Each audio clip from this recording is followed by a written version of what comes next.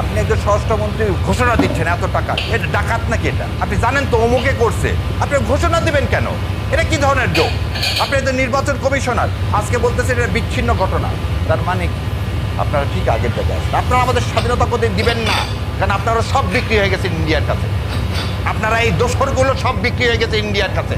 আর আমরা ইন্ডিয়ার কথা বিরুদ্ধে বললে আমাদেরকে আপনারা গুলি করতে চান, আমাদের হত্যা করতে চান, করেন। ইন্ডিয়ার বাবা, এদেশকে ইন্ডিয়ার আধিপত্য মেনে এই দেশে থাকবে না বাবা।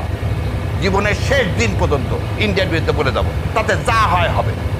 আমাদের মুখ কেউ আটকাতে পারবে না। রোকেয়া পাত্রীরা তো এখনো ইনট্যাক্ট হয়ে বসে আছে। আমরা বলতে চাইছিলাম, তাও বলে দিন। এই যত ওয়েবসাইটে যত থ্রেড সব কিছু আসছে রোকেয়া পাত্রীর কাছ থেকে।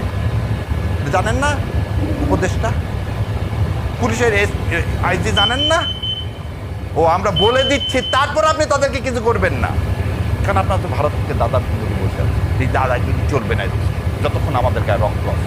তাহলে হাতি না, প্রতিটা ঘরে ঘরে হাতির কথা বলছেন, আমরা হাতি হয়ে বসে আছি ইনশাল্লাহ।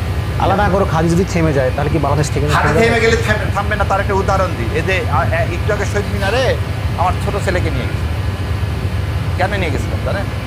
যে না বাবা, আমার কিছু হলে তুমি চালা যাও। নবী সাল্লামের সময় কি ঝান্ডা কি 3 জনের কুকুর দেওয়া আছে, একজন শহীদ হবে পরের জন্য।